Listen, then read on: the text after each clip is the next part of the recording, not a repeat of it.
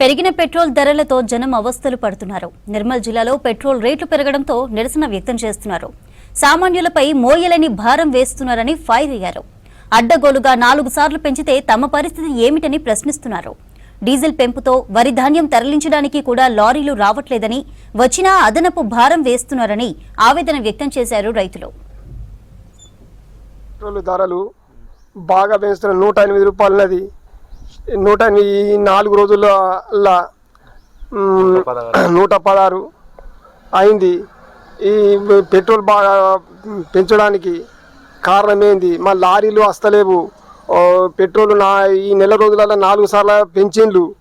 ఎందుకు పెంచాలి? మా సామాన్యుల బతికేంది? మా కథ ఏంది? మేము ఎట్లా బతుకుడు? అన్ని రేట్లు పెట్టినాక మేము ఎలా బతకాలి? కూలి పాలి పని చేసేటోళ్ళం మేము ఎట్లా ఉండాలి?